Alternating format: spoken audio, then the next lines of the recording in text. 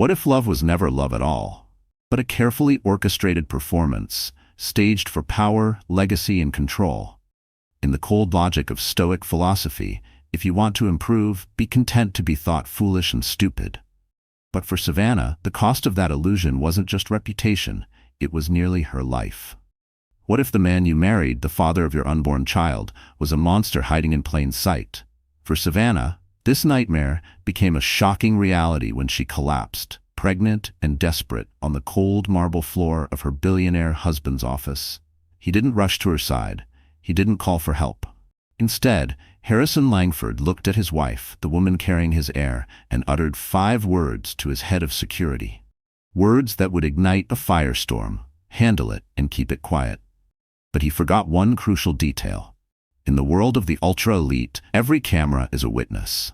The penthouse overlooking Lakeshore Drive in Chicago was less a home and more a curated museum of achievement. Savannah felt more like the caretaker of it than a resident. Every surface gleamed with sterile perfection. Italian marble floors so polished they mirrored the brooding Midwestern sky, abstract sculptures that cost more than her family's entire house back in Portland, and vast windows that showcased a city that felt worlds away. It was Harrison Langford's domain, and she was his most beautiful and most recently acquired exhibit. Their love story, as detailed by the glossy pages of Architectural Digest and Modern Elite, was a modern fairy tale. Harrison Langford, the self-made titan of tech and media, the CEO of the omnipresent Langford Group, a man whose ambition was as legendary as his net worth, had been utterly captivated by Savannah Kerrigan, a quiet art curator with a grace that softened the calculated cold in his eyes. They met at a fundraising gala at the Art Institute of Chicago. A whirlwind romance followed, and within 6 months, a diamond the size of a marble rested on her finger. But the fairy tale, like most, was a finely tuned illusion. The whirlwind romance had been more of a calculated merger. Harrison, at 45, needed a wife, not just any wife, but one who was young, beautiful, cultured, and from a respectable, if not affluent, background. Savannah fit perfectly. She was the polished social veneer over his relentless corporate persona, the perfect hostess for his endless lineup of investors and partners, the future mother of his legacy. For Savannah, the arrangement initially felt like a lifeline. Her father's sudden illness had pushed her family to the brink of financial collapse. Harrison's proposal wasn't just a marriage, it was rescue. He funded the experimental treatment that gave her father another year, a debt she felt she could never repay. She told herself she thought she could love him, or at least learn how. She had confused his possessiveness for passion, his control for care. Now, 7 months into her pregnancy, the golden bars of her gilded cage were beginning to feel painfully real. The morning sickness of the first trimester had faded, replaced by a deep, bone-deep exhaustion and a gnawing anxiety that had nothing to do with becoming a mother.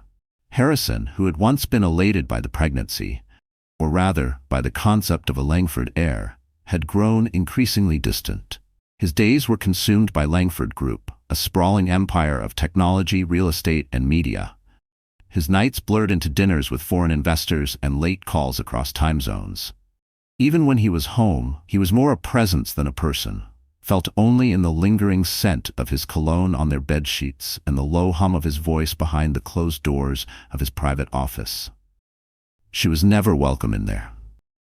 Sometimes, late at night, she would replay their early days in her mind, not out of longing, but disbelief. How had she convinced herself that this was love? That this ambition-cloaked aloofness was devotion? She had once believed she could soften him, reach the man beneath the marble surface. Now she wondered if he had ever existed at all, or if she had simply conjured him from hope and desperation. She had started whispering to herself quietly in the silent hours of dawn, asking why she still called this place home. The penthouse was beautiful, architectural perfection, but it felt as foreign to her now as a gallery of strangers' portraits. Every room was curated by someone else, for someone else, not for her, not for the woman she used to be. "Did you remember to call the caterers for the gala on Saturday?" Harrison's voice sliced through the quiet of the breakfast nook. He didn't look up from the tablet in his hand, the stock market ticker a cascade of green and red. Savannah, hand resting protectively on her belly, a gesture that had become second nature, nodded. "Yes, Harrison, I confirmed with the chef from Sable. Everything's set." "Good," he replied, still not meeting her eyes. "And the seating?" "Senator Rowe needs to be placed beside the South Korean delegates. That semiconductor deal's hanging by a thread." "I followed your layout exactly," she said, her tone flatter than intended. She pushed a piece of melon around her plate, her appetite gone. This wasn't a marriage, it was a string of logistics and rehearsed interactions. She was no longer an art curator. She was a luxury event planner, a social scheduler, the domestic face of Langford Group, and somewhere along the way she had vanished. Savannah Kerrigan, who once spent hours absorbed in dusty museum wings, moved by ancient stories carved in stone, was now just a symbol in someone else's narrative. Finally, Harrison looked up, eyes gliding over her, not as a husband admiring his expectant wife, but as a CEO assessing an investment. She wore a simple cream silk maternity dress. He frowned slightly. "That what you're wearing today? I was just thinking of maybe reading or going for a walk if I feel okay." "The press has been more aggressive lately," he said, sharp and curt. "You represent me, this family, look the part, call Amelia and have her find something suitable." Amelia was her stylist, another one of Harrison's curated accessories, like the personal chef, the chauffeur, the household staff, all part of the image, all loyal to the man signing their checks. They were her company and her silent wardens. She sometimes wondered what it would be like to scream in this place. Would the marble walls echo her pain or simply absorb it, the way they had absorbed every plea for affection, every silence that lingered between them like smoke? A sudden wave of dizziness crept in. Savannah gripped the marble table, breathing slow and deep until the dark spots in her vision faded. It was becoming more frequent. Lightheadedness, weakness, that strange, disconnected hum behind her ears. She'd mentioned it to Dr. Mirren, the obstetrician Harrison had chosen, but he had waved it off as a standard symptom. "Your vitals are perfect, Savannah. Just eat regularly." But she knew it wasn't just pregnancy. It was the stress. The silence. The creeping truth that she was trapped. That afternoon, the anxiety thickened. She had been trying to call her sister Lily, a freelance writer and the only person she could truly be honest with, but every call went to voicemail. A chill of irrational panic curled in her chest. What if something had happened? Then her phone buzzed, a text from an unknown number. It was a single image, a screenshot of a hotel reservation. Harrison Langford's name stood out clearly. The date matched the Zurich business trip from the previous month. But it was the second guess that made the air vanish from her lungs. Ava Delacroix, the stunning, sharp-witted VP of Strategic Acquisitions at Langford Group. Savannah had met her at corporate events. She had seen the way Ava looked at Harrison, ambitious, admiring, and worse, she'd seen how Harrison looked back. That brief flicker in his eyes, the one she'd never seen directed at her. She had seen the way Ava looked at Harrison, a gleam of ambition laced with admiration, and she'd seen the way Harrison looked back, a spark, subtle but unmistakable, a spark he never once showed Savannah. The room began to tilt again, harder this time. The screenshot wasn't just a clue. It was the missing piece. The long nights, the sudden trips, the detachment. It had never been just business. It was never only about work. A cold, hard fury, an emotion she hadn't felt in years, cut through the fog of her fear. She had to see him. She needed to confront him. But not here. Not in this sterile, immaculate penthouse where he dictated every rule. She would go to his office, to the center of his empire, where he would have to look her in the eye. Her pulse drummed in her ears as she grabbed her coat. Every step down the hallway felt like shedding another illusion. Another carefully constructed lie she had told herself to survive. She wasn't thinking like the woman Harrison had sculpted, obedient, composed. She was thinking like the woman who still had fire in her, the woman her sister used to know. She ignored the protests of their driver, a man named Jalen, who respectfully but firmly reminded her that Mr. Langford's calendar was fully booked. "I need to see him now," she said with a sharpness that surprised even herself. Jalen, who occasionally allowed compassion to flicker behind his formal demeanor, finally nodded, his jaw tight as he opened the car door. The sleek black SUV merged into the symphony of Chicago's rush-hour traffic, but Savannah's thoughts were louder. The screenshot in her phone burned like fire in her palm. She wasn't a Langford prop, not a polished token in a photo op. She was a woman, a wife, a mother-to-be. And she refused to be silenced. She looked out the window, not seeing the blur of pedestrians and skyline, but memories. Her wedding day, her father's hand trembling in hers, her vows whispered with naive hope. All of it, now shadowed by betrayal. She would not be pitied. She would be heard. Langford Tower rose like a steel and glass monument to Harrison's ego, a jagged spike slicing into the skyline, a defiant statement to the old money elite who once scoffed at him. As Savannah stepped into the vast, echoing lobby of dark granite and glass, the usual rhythm of movement slowed. Every head turned. The pregnant Mrs. Langford, so rarely seen outside her lakeshore residence, had descended unannounced.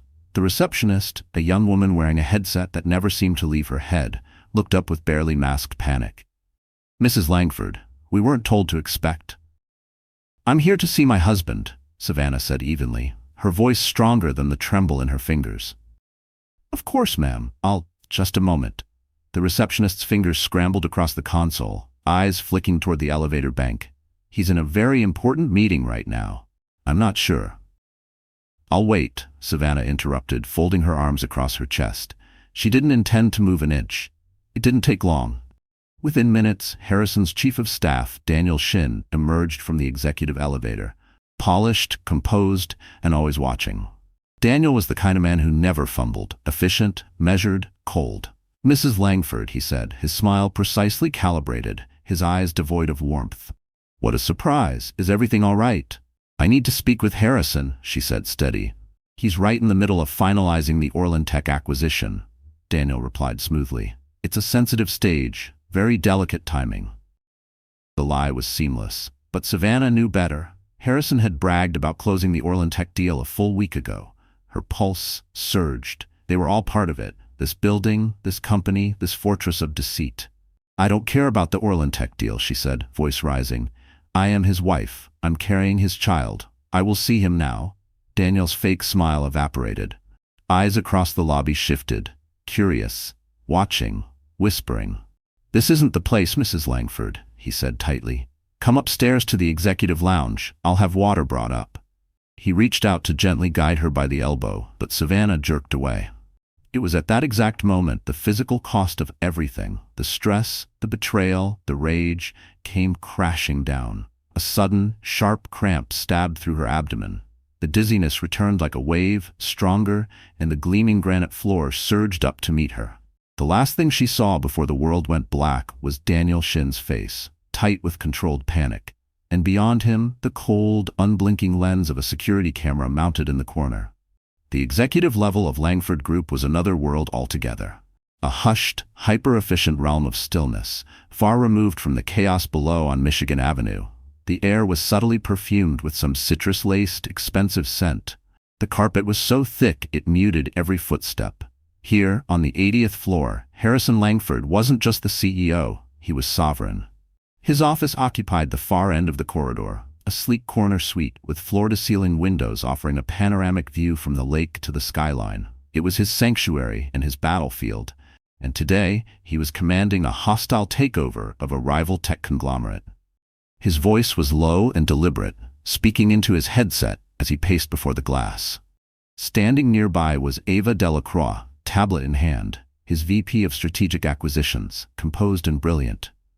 She mirrored his rhythm, responding without prompt, drawing up documents and numbers before he even asked. Their coordination was seamless, their connection just too fluid to be strictly professional. Every time she handed him data, Savannah's image flashed behind his eyes for a fraction of a second. Her distant gaze, the growing curve of her stomach, the last time she asked if he'd be home for dinner. He hadn't answered then, and he didn't think about it now. Daniel Shin broke the bubble. He walked straight into the office, no knock, no protocol. A violation so glaring Harrison immediately ripped the headset off and muted the line. "What is it?" Harrison snapped, eyes hard with irritation. "This better be important." "It's Savannah," Daniel said, his voice low and tense.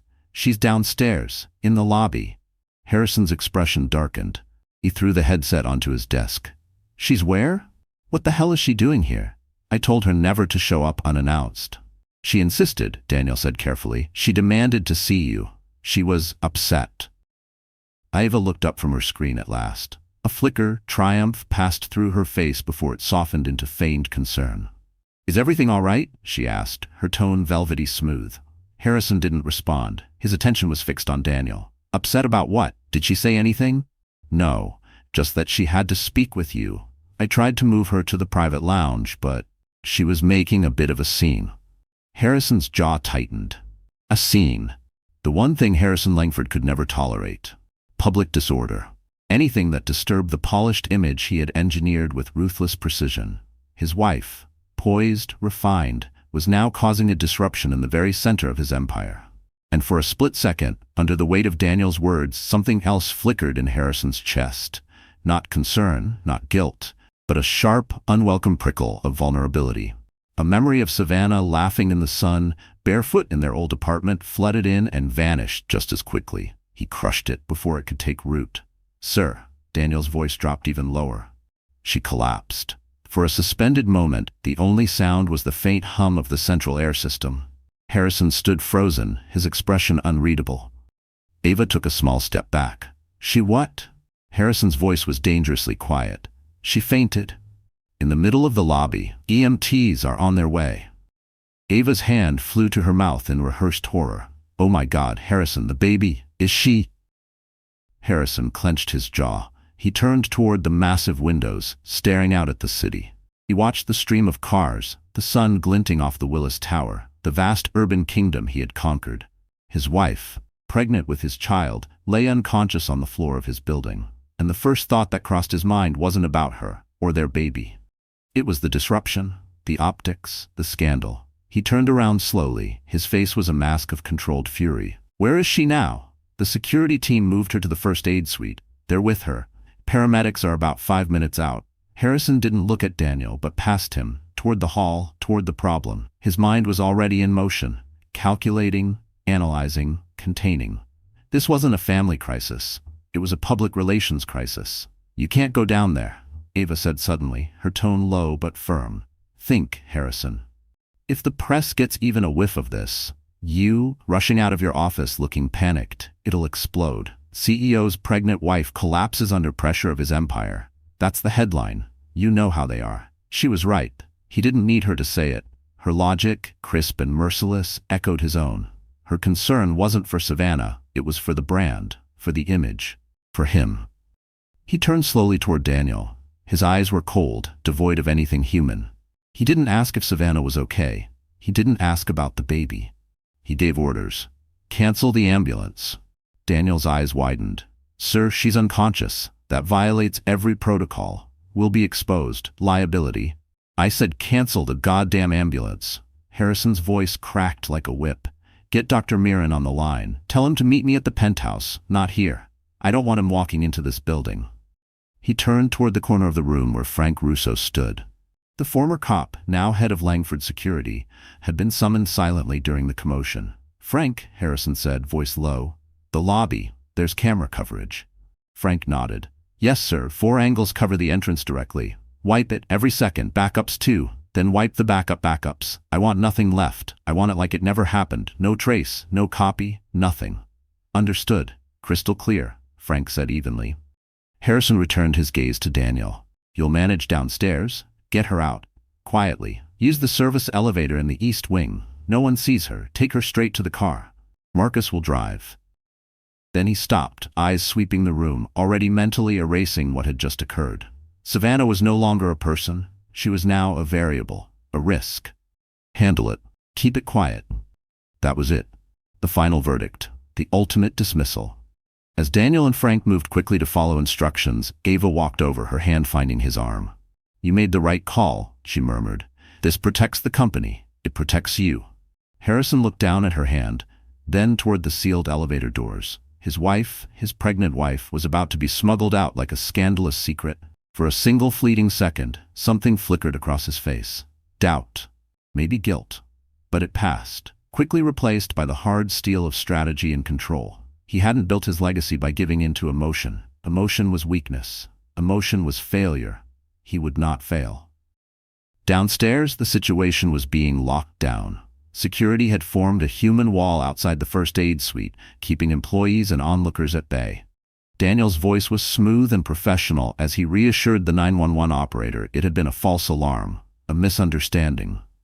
Inside the stark, too-bright room, Savannah began to stir. A young security guard named Ben, barely older than a college intern, had placed a cool compress on her forehead. He looked terrified. "Ma'am, Mrs. Langford, can you hear me?" Her eyelids fluttered open. The first thing she saw was his face, eyes wide with worry.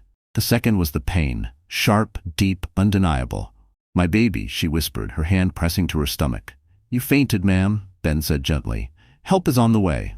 But the help that arrived wasn't paramedics. It was Frank Russo. His expression stone cold, Frank stepped forward. "All right, son. Step aside. We'll handle this." Another guard appeared beside him, broad and built like a brick wall. Together, they moved to lift Savannah. She recoiled instantly, adrenaline slicing through her days. "What are you doing?" "I need a doctor." "Mr. Langford's personal physician is meeting you at home, ma'am," Frank replied in a tone that left no room for argument. "We're just taking you to your car." They weren't bringing her to a hospital. They were erasing her from the scene. The cold clarity of Harrison's orders hit her like a punch to the chest. He wasn't coming. He didn't care. Not about her, not about the baby. He was just scrubbing the mess. Her head throbbed with a low, hollow ache, as if her body was grieving a truth her heart hadn't yet accepted. She wasn't a woman in distress.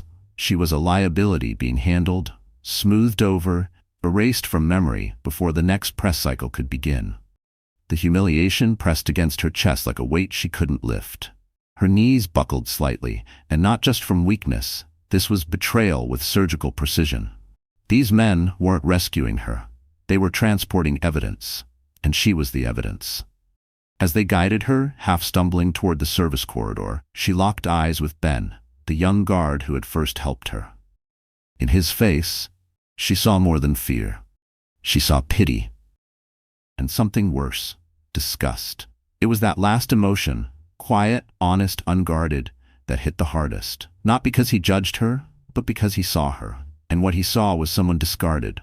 A woman whose husband wouldn't lift a finger to save her, even when their child was at stake. For a fleeting second, she wanted to scream, to claw her way out of their grip and yell at the fluorescent-lit sky, to demand that someone, anyone, acknowledge what was being done to her. But all she could do was stay upright. Keep walking, one foot in front of the other. Because collapse now would be a kind of surrender. Meanwhile, in the security control room, a guard named Leo sat watching the screens.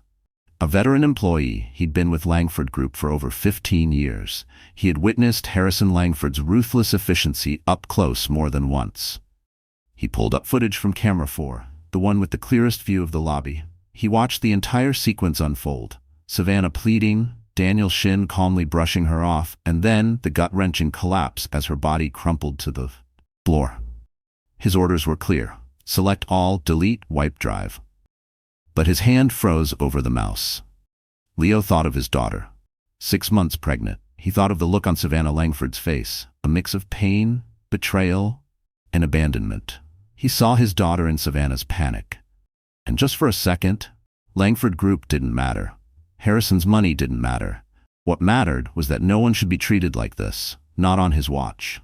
Glancing over his shoulder to confirm he was alone, Leo shifted to another keyboard. In seconds, he initiated a secure transfer protocol, typed in a private email address, and sent the full, unedited video off-site. Only then did he carry out his orders. He deleted the file from Langford Group systems. But the footage wasn't gone. It had become a digital ghost, a silent witness in transit to someone who would know exactly what to do with it. The next 24 hours inside the penthouse overlooking Lakeshore Drive unfolded in a surreal, suffocating silence. There were no raised voices, no slammed doors, only a blanket of quiet so thick it felt like drowning in velvet.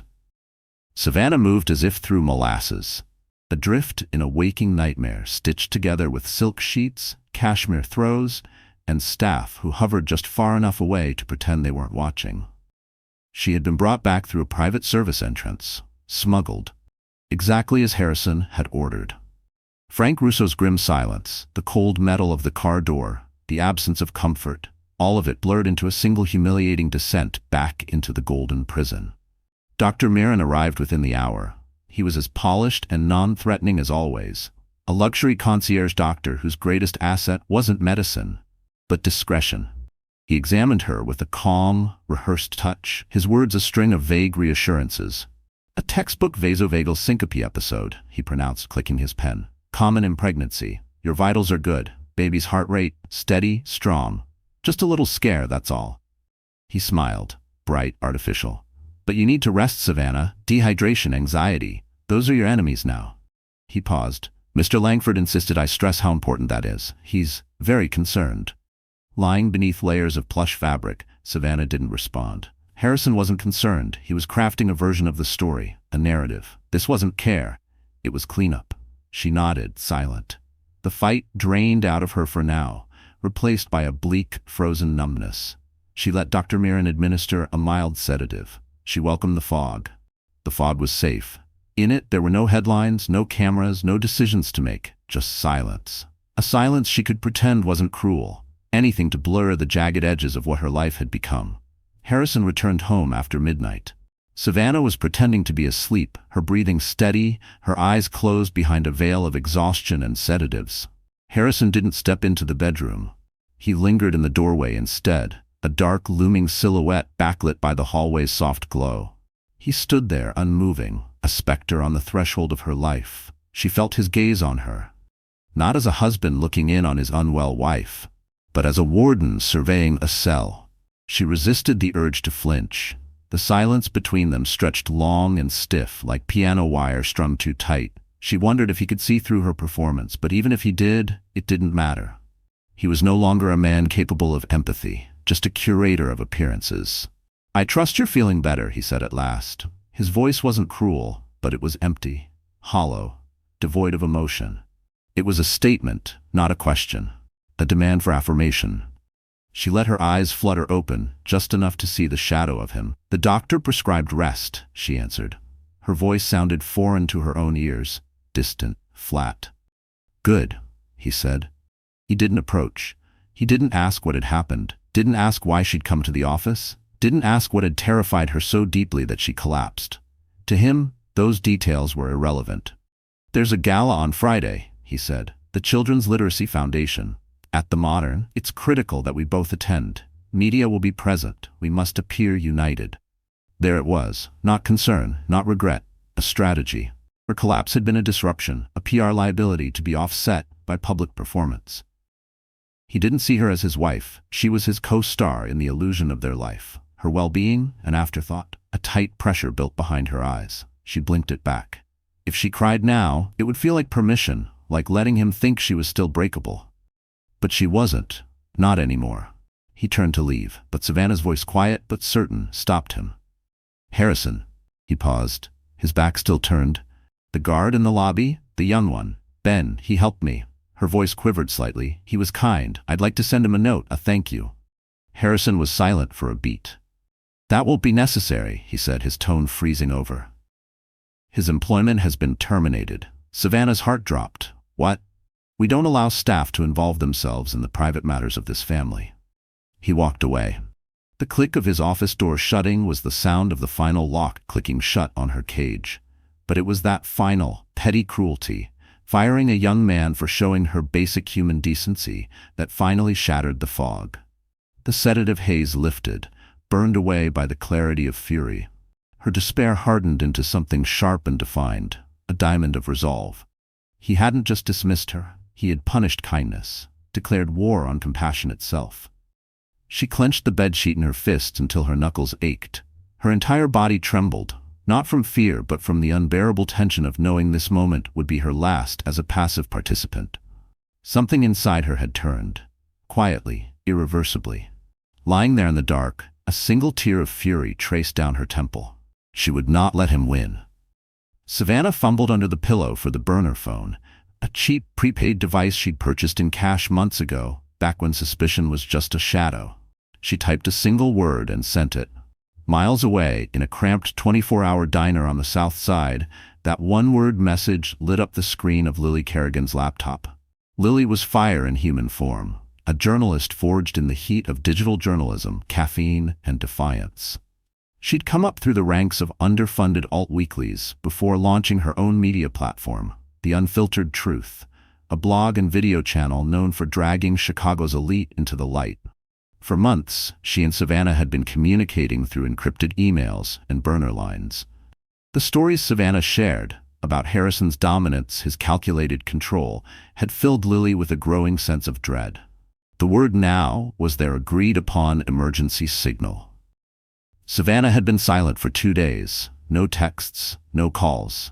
Lily had been moments from storming the Langford penthouse herself when a new message hit her secure inbox. The email came from an anonymous sender. Subject line, "Footage, Langford Tower." A chilling 4 words. From a friend.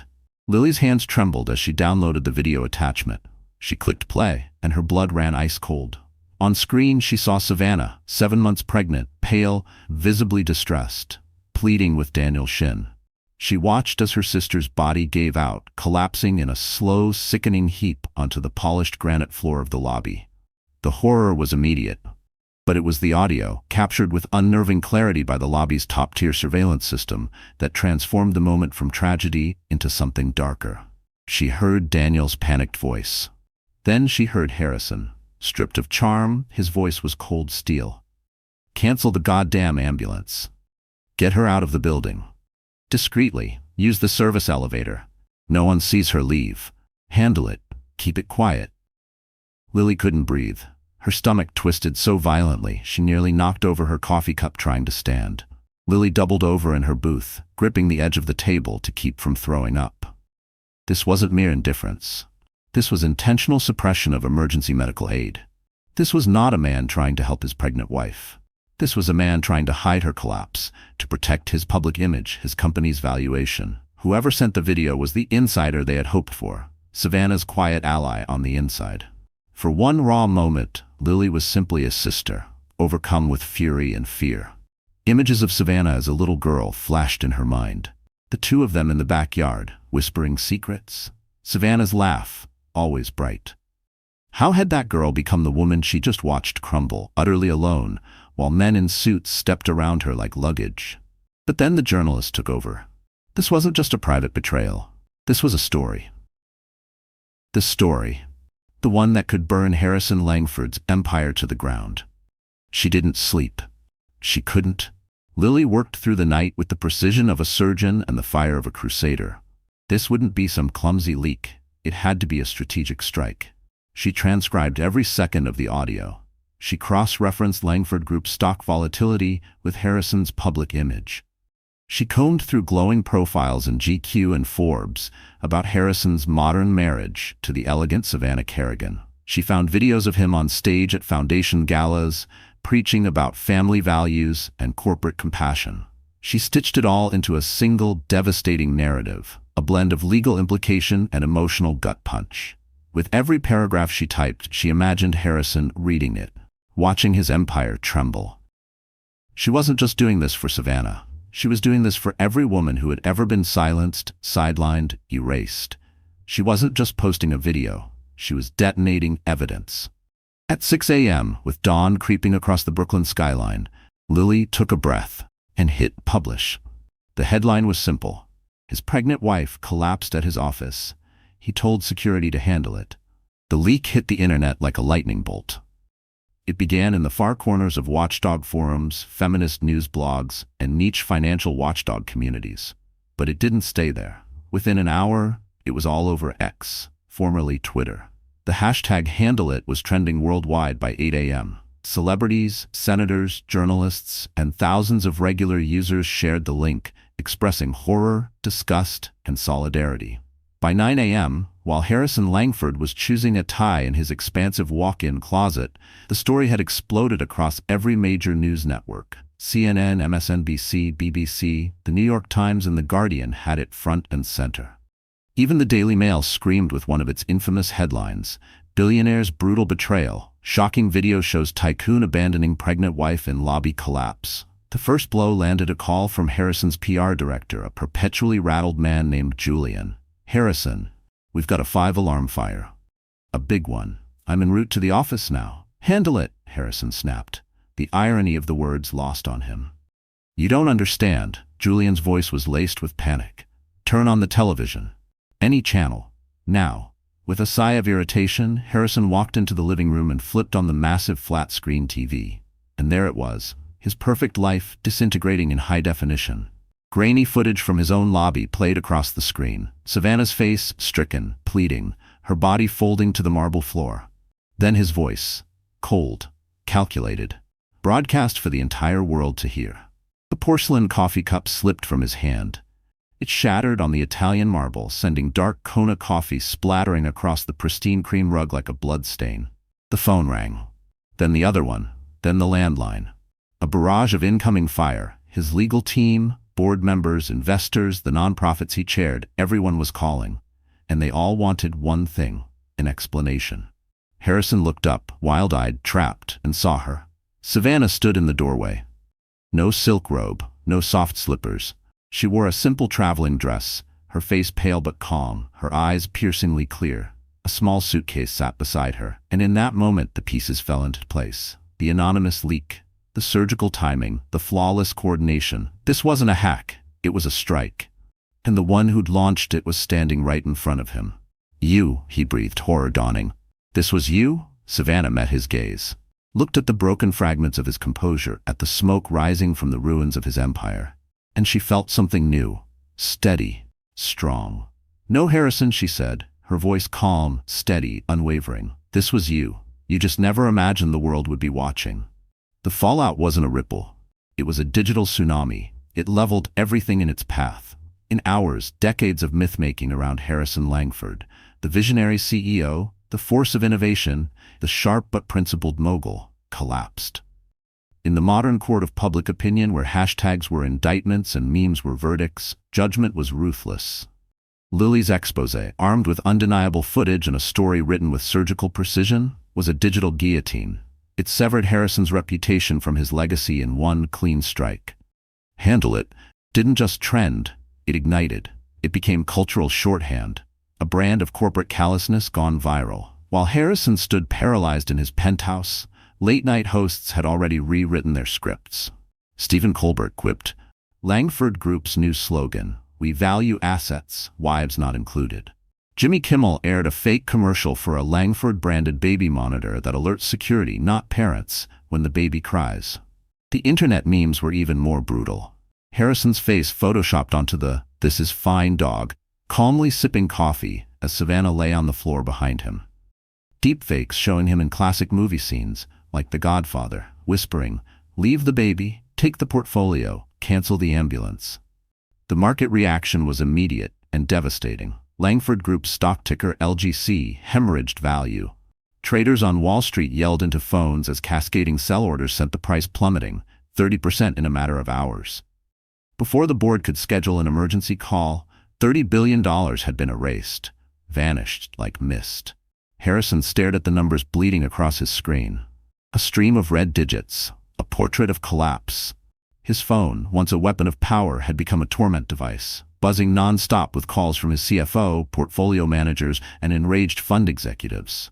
"What are you going to do?" they all demanded. Harrison had no answer. The answer was nothing. Harrison Langford was powerless. Trapped inside his sky-high penthouse, the once majestic floor-to-ceiling windows no longer offered a view of a kingdom. They enclosed him inside a glass prison, with the world watching. His elite PR team, reputation fixers from a high-end firm called Citadel, scrambled into full-blown crisis mode. Their first statement, released at 10 a.m., was textbook corporate smokescreen. It spoke vaguely about a private family matter being misinterpreted, referred to Harrison's moment of high professional stress, and requested privacy during this difficult time. The internet pounced. "Privacy? Your pregnant wife passed out in the middle of your public lobby," one viral tweet snapped. The response was merciless and swift. The second statement, drafted in desperation, was more personal. A written apology from Harrison himself, filled with phrases like "deepest regret," "profound love for my wife and unborn child," and a solemn pledge to grow from this moment. But no one believed it, because they had heard the real Harrison. His voice on that footage, flat, cold, unfeeling, was more genuine than any statement his PR team could craft. The world had seen the man behind the mask, and once seen, he could not be unseen. Savannah, meanwhile, had pulled off a flawless vanishing act. She walked out of the penthouse with a single carry-on and left behind a world of wealth and marble and control. In a rage, Harrison had ordered his security team to locate her. He tried freezing her accounts, her credit cards, but the bank informed him, with some hesitation, that none of those had been used. She had left them behind.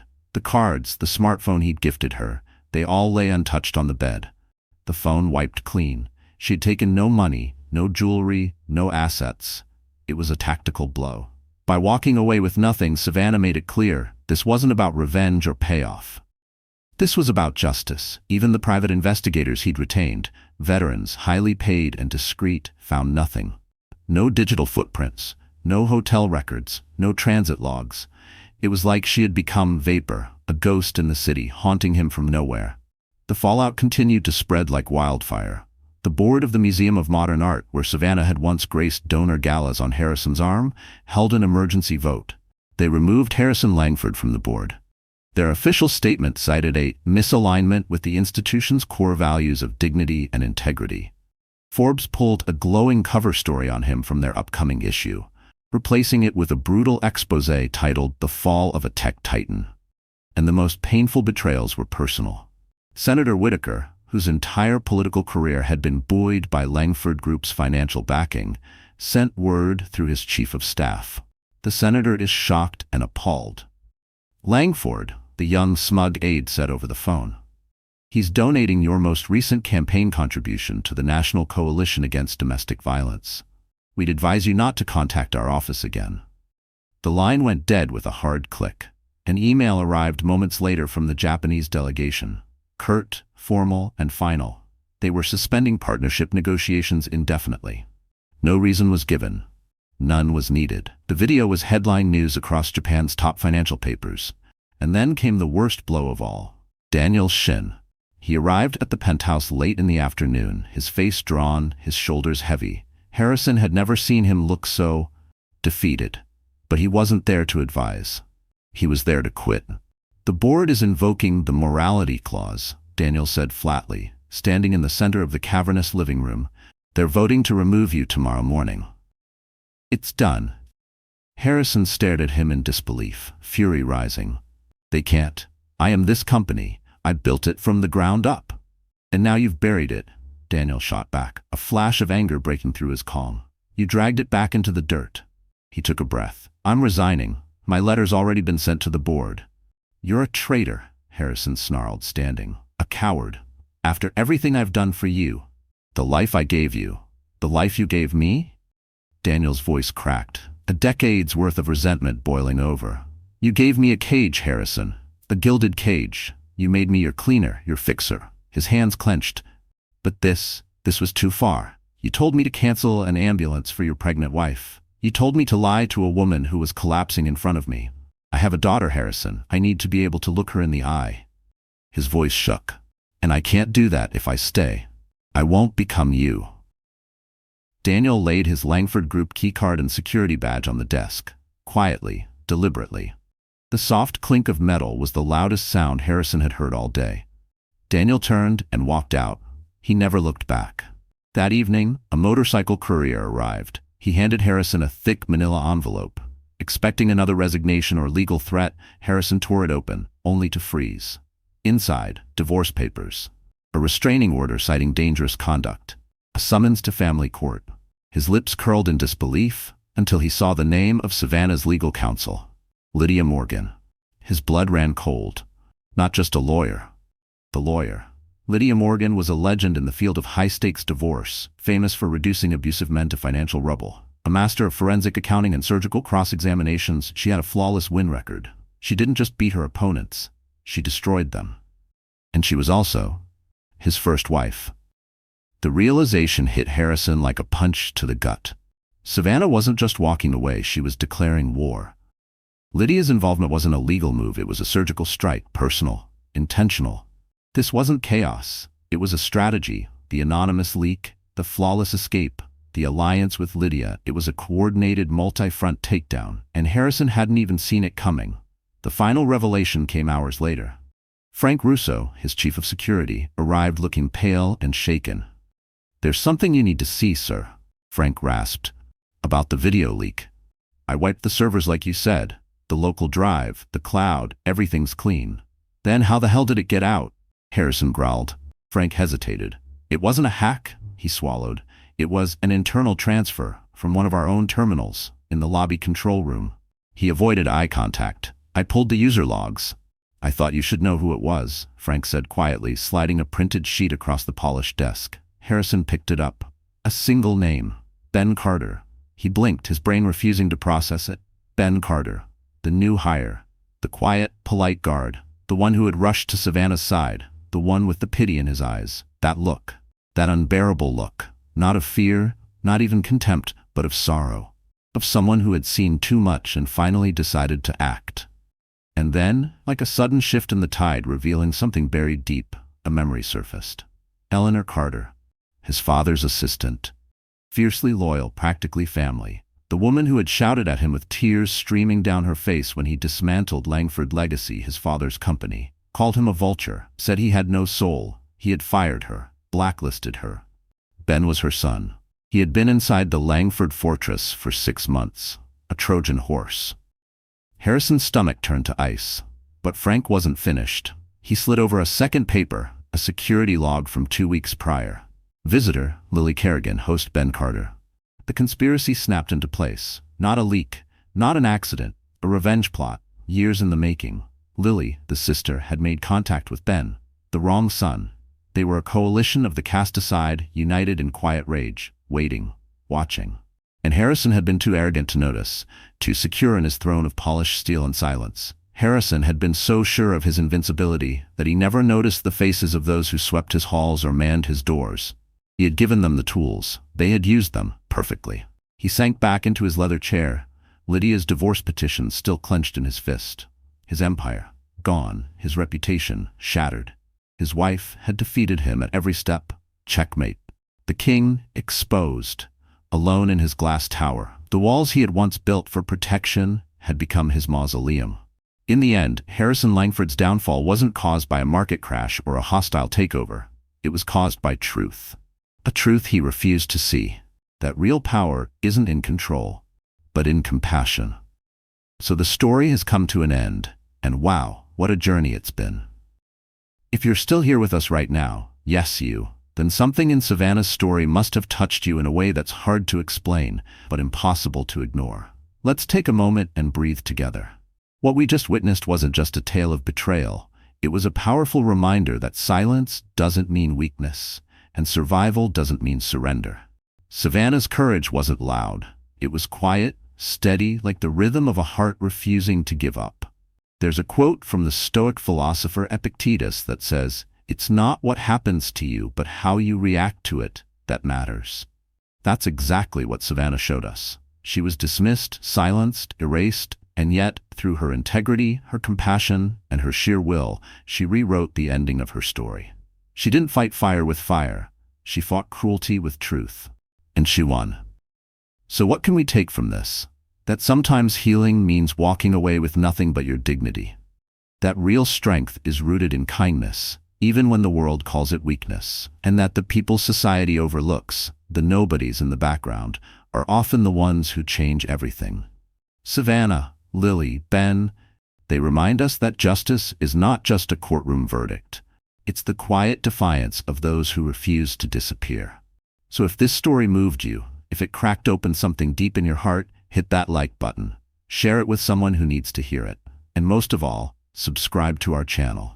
We tell the stories others try to bury, and we do it for you. Because sometimes the truth doesn't need to shout, it just needs someone to finally listen.